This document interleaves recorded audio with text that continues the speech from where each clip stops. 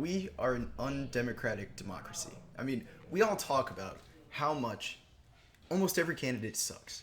I mean, in the Republican Party, they're openly bigoted, and in the Democratic Party, they virtue signal and do nothing. I mean, all of the candidates suck, and yet consistently these candidates continue to get reelected. Why is that? Why do these candidates get reelected if we all hate them?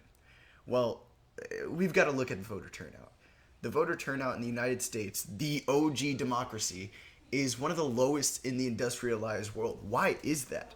Almost half of the voters consistently don't vote in the United States. And more than half the voters, I mean, regardless of polling, most people think Congress and the sitting president is just dysfunctional. It's not doing anything to benefit them in their lives. So when we look at these elections on the presidential level, it's non-voters that determine these elections. There was a great graphic that I saw for the 2016 election that, you know how they have the electoral map with the Republican and the Democratic Party, red and blue. It was a graphic, and I'll put it up if I can, called "The United States of Apathy," and it showed that if non-voters, if non-voting was a party, the non-voters party, so to speak, and all of the people that did not vote voted for the non-voters, the non-voter party candidate would have won in a landslide, demolishing Hillary Clinton and Donald Trump.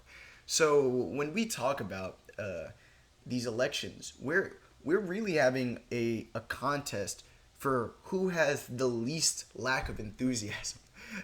It's literally saying who do people dislike the least, or who at least motivates the marginally most people out of the hundreds of millions to go out and vote. And we're talking about who motivates tens of thousands out of hundreds of millions. So a large problem of this with the non-voters is they are disproportionately working class voters. And this is not talked about nearly enough. A lot of people, when they look at the dynamics between Republicans and Democrats, they like to have this intellectual argument about, oh, Democratic voters are looking for this, and then don't say these key words because you'll scare them away, or you need to pivot and speak the moderate language. But most people aren't paying attention to these types of things. Most people are disillusioned with the system entirely. And so this is why enthusiasm is so important, because there are more, like I said, more non-voters and independents than there are people that identify with the party. And most people, ideologically, don't even know where they stand. You know, you can ask people issue by issue specifically. I mean, things like Medicare for All are popular even within the Republican Party. They have a majority of polling shows at least 52% of Republicans and libertarians are for Medicare for All, and independents are for Medicare for All. So if you go under the myth that moderate voters are somehow, looking and weighing the options. Oh, we need to be fiscally responsible with our healthcare system. Tangent, obviously, Medicare for All, you and I know, would save money, not spend it. But the perception, even if it wasn't, the perception of Medicare for All, even with that perception that's hammered in, that it's this crazy experiment that would cost way too much, even with that narrative being pushed, independents and Republicans are for it. So most people are ideologically ambiguous. They don't know where they stand ideologically. They think they do sometimes, but they're not following the nuances. They don't even really know the platform of the candidate that they're voting for. And so a lot of people are just disillusioned in general with the state of politics. And this disillusionment, it leads to this apathy, and it leads to this non-voting, and those are the people that would vote anyways. So there's a couple of reasons why these non-voters are disproportionately working class. One is because the working class disillusionment. I mean, they feel like it would fundamentally change nothing. They don't really know where they stand. They're not really following the nuances. They just hear people saying the same thing, the same platitudes, the same virtue signaling. And then the other are those who can't vote at all. See, Just like we are the one of the most undemocratic countries, we're one of the only countries that don't allow people to vote in the first place. I mean, set aside the voter suppression and jumping through hoops, we don't even have a national holiday to vote. We have a national holiday for all kinds of things. It would be so easy to sign an executive order to make voting a national holiday. And I would go on the limb and say make primaries a national holiday for the state in and of itself. So on a federal level, say when your state is holding a primary, then you're required to get the day off. So it's insane how easy it would be to do that, but we don't. And it's funny because, and this kind of gets into the just the dysfunction of our democracy and the influence of money in politics. Because if somebody came out, say Trump came out and called for making voting a national holiday, there would be virtually no opposition publicly to that.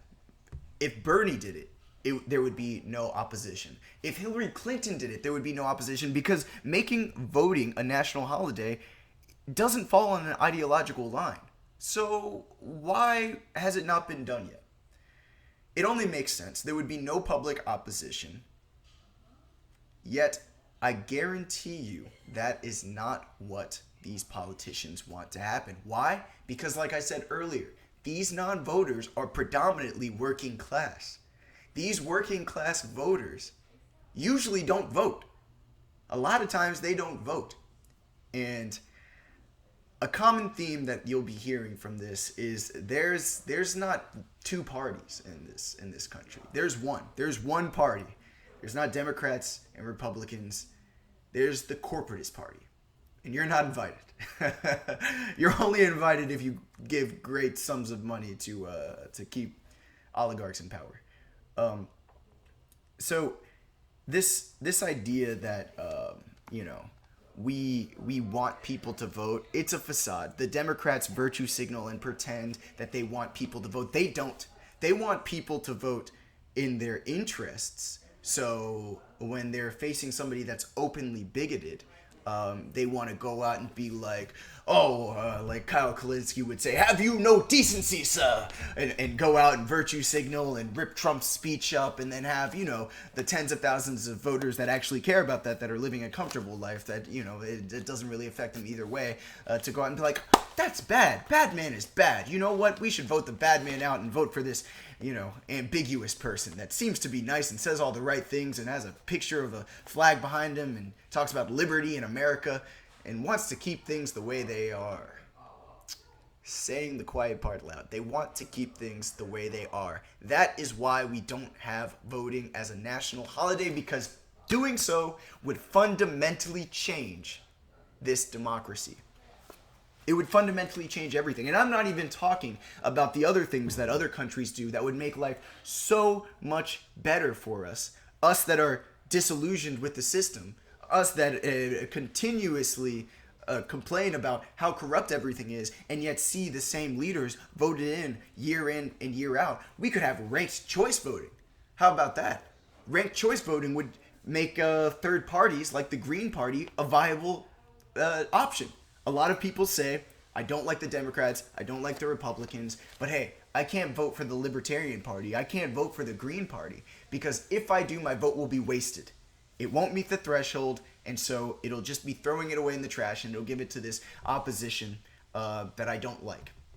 When, obviously they're both the same, but in their mind, they'll give it to this opposition that'll do different things than what they want. If we had ranked choice voting, then you could, with no second thought, with no feeling like you're wasting your vote, you could vote for who you want to vote for.